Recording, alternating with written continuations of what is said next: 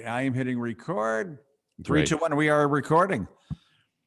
Hello and welcome. Thank you so much for joining us today. I'm honored that you're giving me some heartbeats and your time today. Truly appreciate it. I know it's a busy world out there, a lot of content, and you have chosen to listen to the Gonzo Experience. Very grateful. I am David Gonzo Mamano, and today I have on the show, and I have a French name here that I'm going to really try hard to pronounce.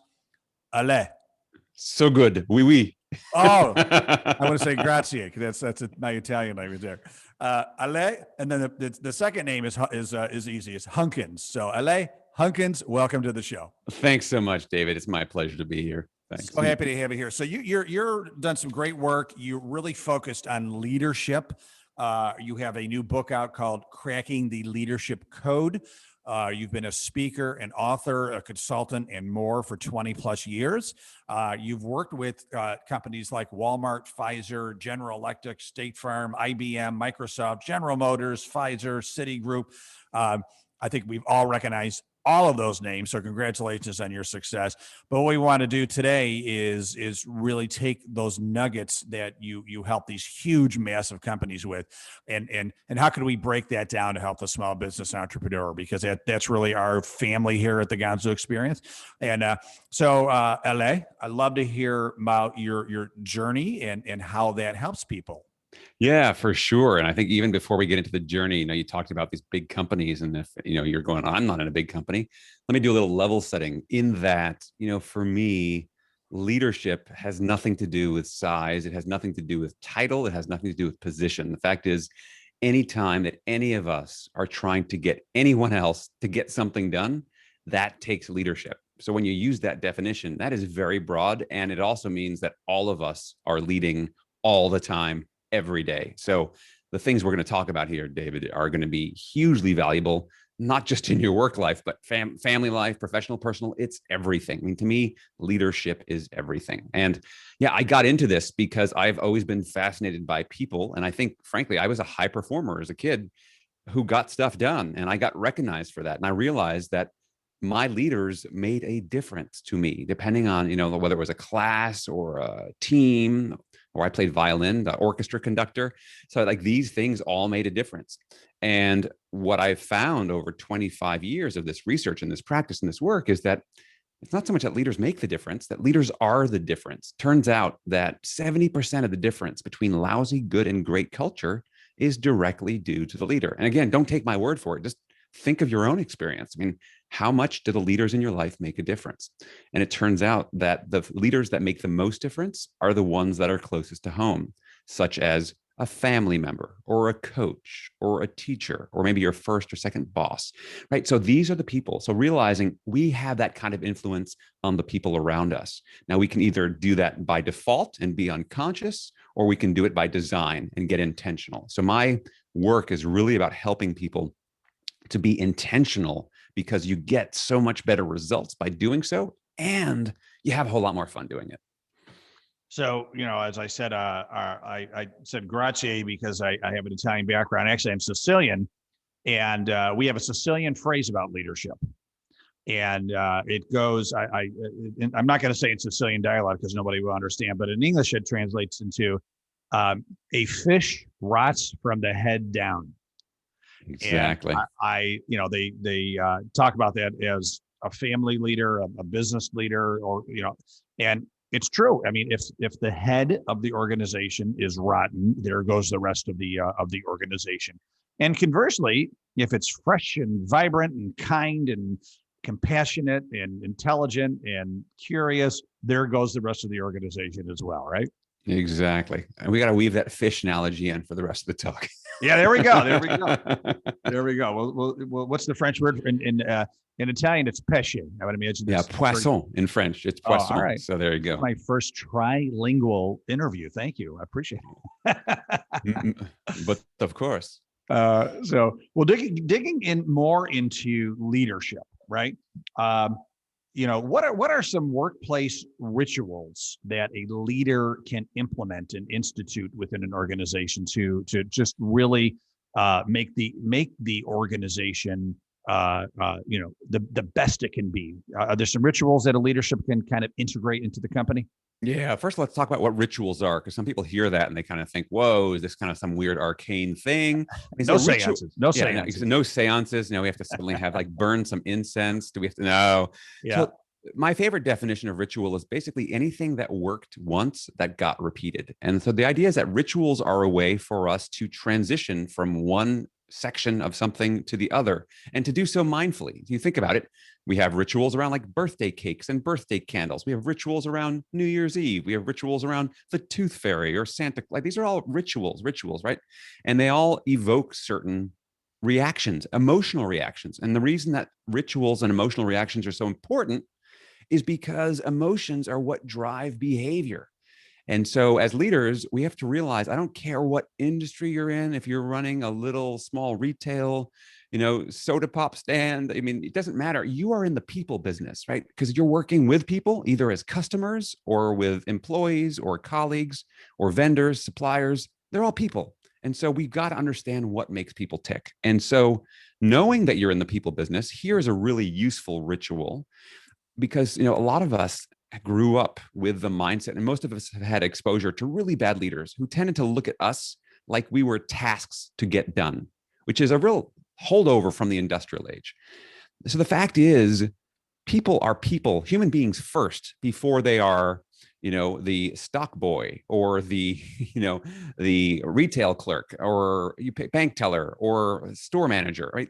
They're people first. And so here's a really useful ritual, which is to, when you gather together, whether it's 2-person meeting or a 5-person team meeting, is to take a moment and to check in with the person as a person, right? It's a radical concept. And here's 3 simple questions that you can ask. Number 1 is, when you check in, it's like, hey, how are you? Like, how are you feeling? And then here's the key to all these questions is you have to then shut up and listen to what they have to say, right? You can't just go like, hi, I'm fine. How are you? Let's go. Because you want to put people before task. You'll get to the task, trust me, but this will actually save you time in the long run. So question 1 is, how are you feeling? And then really listen to them. And with COVID pandemic and everything going on, people might actually share something more meaningful than I'm fine, how are you? Because that eggshell has been cracked now. We're dealing with deeper things as a culture. So how are you?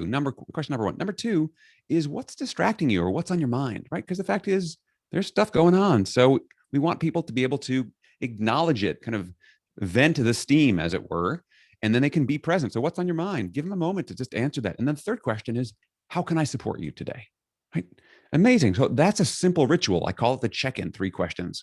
And if you start a team meeting with that, it's amazing the difference that it suddenly people are now centered. And I can go through all the research around psychological safety and why that's important, but we don't need to do that here. Just know that that works because we're human beings, and that's wired to work for human beings. And you are in the human being business. Yeah, those questions are wonderful, and I learned that a few years ago that great leaders ask questions like that, because usually leaders feel compelled to command, direct, control, and I think you just might blow your team away if you start asking questions like, "How can I serve you today? How can I help you today? What are you working on? How can I help support you?" I think, Yeah. maybe the first time you ask that question, depending on what type of leader you've been, you might like just stun them, like, what? Oh, wow. And, but that you're right. I mean, it's a great leader will help set the strategy and the vision, and then back up and let their A players do their incredible expertise and passion and love, and be there as if you read the 1 Minute Manager, right? Yeah. On the 80s, that guy, that's what he was doing. He was kind of just, he was there and directing by support, right? Yeah. Yeah. And you touched on something so important, David, which is that sense of so many leaders still are carrying around this idea that they have to be the answer person, the fixer, the know-it-all. It's like, let me tell you what to do. Like, no, you don't. Like, we have moved away from the world of commander in chief. To me now, the leader of the future and the leader of the present is facilitator in chief. And it's interesting because the word facilitate actually comes from a French word, facile, which means easy. And if you think about how complex and always changing and dynamic our world is, people don't need more complexity. They want things simpler. And there's a big difference between being a high performer, which many leaders got to their role because they were, right? You're a good salesperson. We're going to make you the sales manager. There's a big difference between being that high performer and facilitating high performance in others. And so it's letting go of being the commander in chief and stepping into the role of facilitator in chief. And the cool thing is you can let go of thinking of being the know-it-all. When I ask you, how can I support you? I don't need to know what the answer is, but I do need to listen to what you have to say and respond so that I can help meet that need. And it's so funny. You talked about those questions that will blow people's minds. I remember I had the CEO of a company I worked for, and I was on the road traveling, doing facilitation work. And I'd see the CEO once a year at the annual meeting would come up. And, you'd think that's an opportunity for him to connect with me. And he'd come over, and this is the question he'd ask David. He'd say, are we keeping you busy? Which is a closed-ended question. It's like either yes or no. And it gives him no information. And he really didn't want to hear anything I had to say.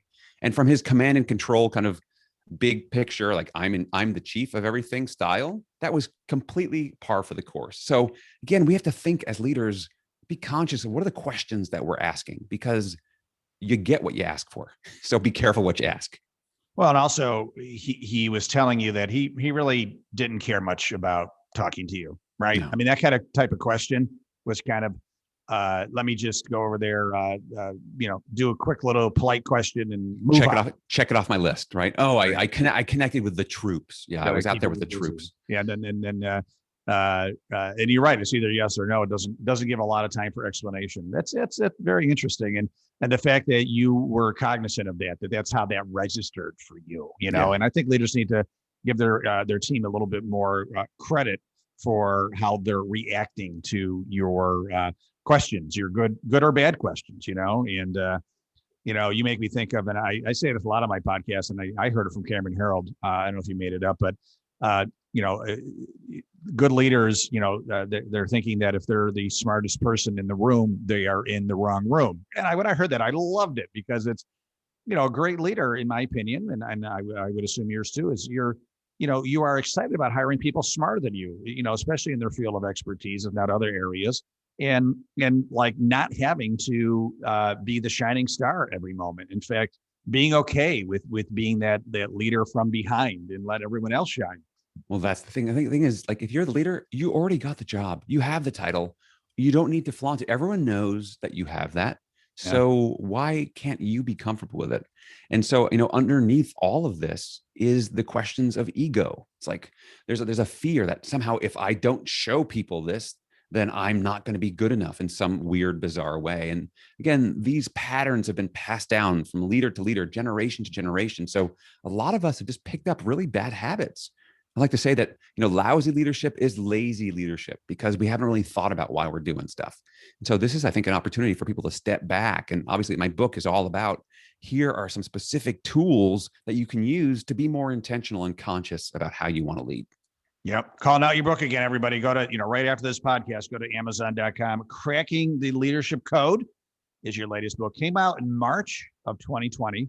What a great month. What a great month that was to launch a book. Right? Yeah, tell me, right as the world shut down, March the 24th, in fact, just as everything closed all around the world. Yeah, well, that's okay. I launched my book February of 2020. So we're in the same boat. Yeah, exactly. I had a book launch party here in Rochester scheduled for the Saturday after it was a Friday, right? When they officially announced the pandemic. I think it was Friday the 13th of March. And that my official live book launch at a really cool store here in Rochester was March 14th. So I feel your pain. But we continue to move forward because we're enduring leaders, right? It's all about resilience and responsiveness, and as the word of 2020 seemed to be, pivoting. Yes, pivoting. Yeah. So what are, or I'll say, who are some examples of in today's world of business leaders that you really admire, living, kind of what we're talking about? Yeah. So I'm going to share one. I mean, we're going to go back to big companies because there's been a lot of press on him particularly, which is Satya Nadella, the CEO of Microsoft. So most people know Microsoft was founded, and the original CEO is Bill Gates. With massive growth and everything, he became the richest man in the world, et cetera. Second CEO was Steve Ballmer. Some people know who Steve Ballmer is. Kind of, he came out of sales, a real rah-rah. Like, he owns the Los Angeles Clippers now, and he's total, get in your face. Yeah, like, let's go, guys. Right. And under Ballmer's reign as CEO, Microsoft stock dropped 11% over that year. Did not do well. It was really, the company was stagnant. So in 2014, February 2014, Satya Nadella came over. Now, he'd been a 20-year veteran with the company, but had a very, very different approach. And we were talking about know-it-alls and learn-it-alls. So he's a big fan of a woman named Carol Dweck, who's got a fabulous book. She's a psychologist. You know, I know it, Mindset, which is, a lot of people talk about growth mindset and fixed mindset. So when Nadella came on as CEO, the first thing he did was he got everyone on the executive team, his first executive team meeting, he got everyone a copy of Marshall Rosenberg's book, Nonviolent Communication, which is not so much a business book. It's a way of thinking and acting, which is really about how do you listen and get perspective from other people. Because in Nadella's words, he said, I had to take this culture of people who thought, total type A, really smart people who thought they had to be the smartest person in the room. And that was the Microsoft culture. And I had to transform this culture from a culture of know-it-alls to a culture of learn-it-alls. And so this idea of being curious, and they've instituted cultural wide, they started with the leadership team, this idea of teaching all leaders to be more coach-like. We were talking earlier about asking these great questions. How are you feeling? What can I do to support you? Those are coach-like questions. And so so that's what they've done in terms of their culture. And I think the proof is in the pudding. Because if you look at Microsoft, when he came in about 7 years ago now, 7 years ago, almost to the day recording this, Microsoft's market cap was just shy of $300 billion. Okay, that was the market cap then. I looked at it last week. It is hovering right around $1.8 trillion. So 6 times more value in 7 years. Wow. So you could say, well, at the right place, right time. But, again, leadership makes the difference. And like you said, it starts with the head of the fish. So there's that fish again. And look at how it's done. So I think those lessons can be applied at the most basic of levels, right? Because if you think about it, if I'm a small business, I run a small business, my Hunkins Leadership Group. And basically the way I see it is, when it comes to doing anything, I have 3 choices. I can figure out how to do it myself. I can pay somebody else to do it, or I can pay somebody else to teach me, or pay someone on my team to do it, to learn, right? So these are the options. And so realizing there's a time and a place for me to learn something, but there's a time and a place for me to delegate. There's a time and a place for me to ask an expert or bring an expert in or pay that person. So these are decisions that entrepreneurs are making every day. And I think having that attitude of curiosity and being willing to hold up the mirror and be honest with yourself of like, where are my strengths? Is this a good use of my time? Where do I shine? These are things that entrepreneurs need to know and need to figure out pretty quickly. And you learn that partly through trial and error, but only if you listen to it. I'm a big believer that experience is the best teacher, but only if you really reflect on the experience. Because as I'm sure you know, David, there's a lot of people who have 20 years of experience, and then there's a lot of people who have 1 year of experience 20 times, right? Because they keep making the same mistakes over and over again.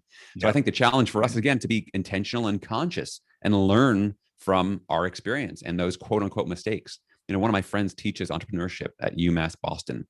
And he says in the language of entrepreneurship, we never say fail, because there's no such thing, right? It's all about, what's the lesson here? What did I learn from this experience? Because there is no playbook of do this, this, this, this, and this, and then you'll be successful. Because if that playbook existed, everyone would be buying it. The fact is, there's a lot of try this, do this, and so part of that is the responsiveness. It's like we've saying before, resilience, being willing to pivot. And to me, being an entrepreneur myself, my gosh, that's so exciting. It's so exciting. So, yeah, good stuff. It's funny. The CEO of Microsoft, you said his name and I already forgot it. To be honest with you, I really haven't heard his name. Yeah, because it's not about his name, right? He doesn't care if you know his name or not. Yeah. His name, by the way, is Satya Nadella. yeah, and he's the third CEO of Microsoft. Yeah. And really, wow. The most successful at this point, right? Absolutely. And has reinvented the business. If you think about what Microsoft is doing today, they're not, everyone thinks Microsoft originally was software. Look at all the other things they're doing now, right? Ranging from, all cloud computing to Xbox. So many different things. Microsoft Teams. They keep reinventing themselves for the times. Yeah. No, Microsoft 360 and SharePoint and all that stuff. Yeah, absolutely.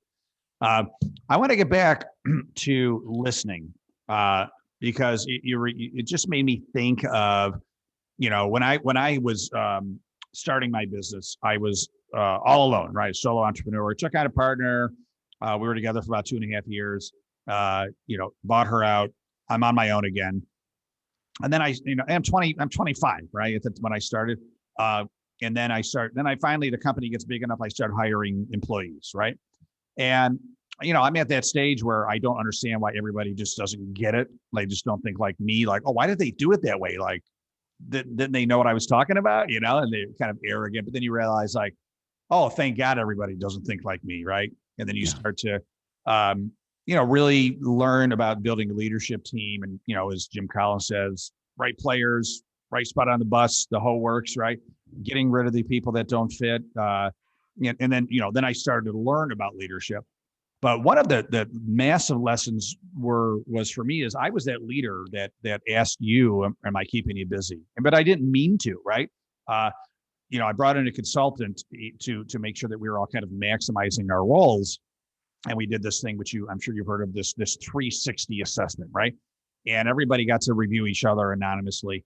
And for me, thank God people like me and they knew that I was trying to be a great leader and great CEO. But the overwhelming feedback was that I was not a good listener, right? And people made comments like, Dave asks the question, but then I could tell he's really not listening for the answer, right? Like I'm not engaged in the answer, right? And and then that really hit me. Really hit me hard to say like, okay, I'm going to ask purposeful questions, and I'm really going to listen. And then so when people would come in on Monday and I would say, how was your weekend? And they would say, oh, good.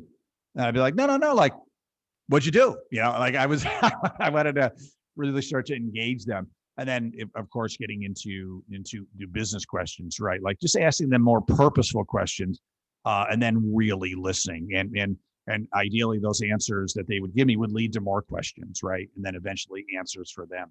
So I just want to call that out because that was so important for me along my leadership growth path is the art of truly listening. And, even if you ask good questions, but then you're not really listening, you've defeated the purpose, right? Oh, completely. And, what I love about your story there, David, is how you described a shift. And for you, it sounds like the shift came out of the 360 results. And here's the thing. I mean, what I call those alarm clock moments. I borrowed that from my colleague, Tasha Urich, who's got a great book called Insight about the surprising truth that most people are very unself-aware. But you had this alarm clock moment, this wake-up call of the way I'm doing stuff isn't working. And people are telling me, and you were open enough to changing. Now, some people call those alarm clock moments. Other people call those hit bottom moments. But we all need to find those moments, that impetus to change. Like, you know what?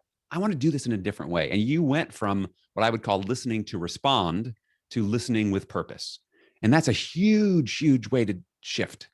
And so thinking, for the listeners, like, what is it going to take for you to find that alarm clock moment for you to have that shift? What is it going to take? I know for many of us, it isn't until something really bad happens that we shift. And then suddenly we go, I got to do things differently because human beings are creatures of habit. So the challenge is, how do you continue to go on this path of continuous and never-ending improvement, which I think many entrepreneurs in some ways are on. In fact, you probably wouldn't be listening right now and if you weren't interested in that, because you're clearly wanting to learn stuff. So if I think about it, George Bernard Shaw had this great quote about communication. He said, the biggest problem with communication is the illusion that it has taken place. Right. And for me, the way I think of it, and you've probably been to a state fair or carnival, Dave, at some point, right? Most of us have. And so the Carnival Midway has all the games. And one of the games is the ring toss, where there's a bunch of bottles and you have to try to throw a ring around. If you get a ring around it, you get a prize, and, nearly impossible to do. Well, if you use that analogy in communication, to be successful, you actually have to get 3 rings around the bottle. And the 3 rings are, what is it that the speaker means? What is it the speaker is saying? And then what is the listener hearing, right? And all of those 3 things need to be in perfect alignment to get complete understanding. And one of the challenges that we have as people and as leaders is that whatever's in our brain is completely clear to us because we have all the context. We live in our own heads 24/7, 365, but no one else gets the benefit of that. And so we have to realize the goal of communication is not communication. The goal of communication is to create understanding in the mind of our listener. It's not about us. So if you ever caught yourself saying things like, Well, I sent the email. They should know what to do, which we've all said at some point, right? Like they should know I sent the email. Well, we have no idea when they got that email, what else was going on, how distracted they were, how much text is in it or is the lead buried somewhere on the third paragraph? It was clear to you, but how do you make sure? So obviously I teach workshops on clarity and giving people a central message and practicing this stuff because it's so, so important. And the reason that shared understanding is so important is because understanding, for better or worse, is the platform on which we are going to take all future actions. So if we have a strong, solid platform based on shared understanding, we're going to make good decisions. We're going to get great results. And I'm sure we've all had the experience where we had a meeting and then afterwards, like, what did we commit to doing? And then maybe if you had a bunch of people, you had the meeting in the hallway after the meeting, like, what do we say we're doing here? Right. And so you have different people going off with different versions of reality. And then we're going to have a shoddy platform. We're going to make poor decisions and we're going to end up with poor results. I mean, these are the principles. And so what we have to realize is as leaders, we need to ensure, in fact, we have to understand that misunderstanding is the default setting of human communication. And so what are we doing to put checks and balances in place? So one of the things I often teach and I write about is this idea of asking for a receipt. So here's a good example of this coming to life. So we'll go back. You might remember these days. I think you and I are about the same age, David. You remember when the fast food restaurants started putting the drive-throughs this was the 1980s. So when they first put in drive-throughs in the 1980s, the drive-through process was a nightmare. So it was really common that people would drive up, go to the intercom, they'd place their order, and then they'd go pick up their food at the window. And a lot of the time there'd be mistakes in the order. And this went on consistently for years. And this was a problem for the whole industry. So after a couple of years, the drive-through mistake rates started to plummet. You might be wondering, well, what happened? What was the big difference? It was so simple. What happened was the employees would start repeating the order back to the customer before they start making the food, right? So they were asking for a receipt. They were getting a confirmation of understanding. Oh, 2 cheeseburgers, 2 French fries, 2 Coca-Colas. Got it. Thank you. And so they agree and then they drive up and it's there.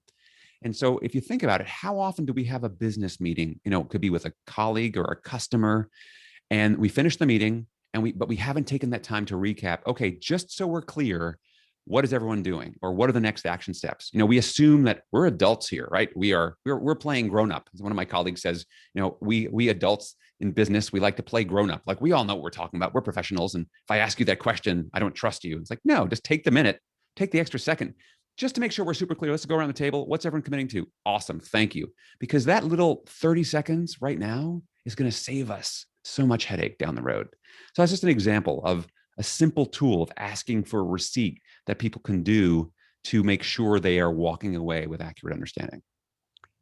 What a great nugget of knowledge, nugget of learning to end on, Alain. Thank you so much. What a great interview. I really appreciate your insights today. My pleasure. Got like a supercharge, right into the veins of leadership lessons. So thank you so much for that. I really appreciate it. Yeah, you're welcome. See, here's the thing. It's all about practice and practical details. These are details. These are skills that anybody can learn. It's not some mystical thing that's just for the province of people up on a statue. So be a better leader by doing simple stuff. Leaders can be made. They don't necessarily have to be born a leader, right? So last time I checked, they're all made. They're all made. I love it. So, Alain Hunkins, we want to thank you. I want to thank you. I want to let our audience know how to get in touch with you. What's the best way? Absolutely. So easiest way is to go to www.crackingtheleadershipcode.com. That's the book's webpage. While you're there, you can download the first chapter of the book. You can also buy it from Amazon, Barnes & Noble, independent bookstores, whatever you like.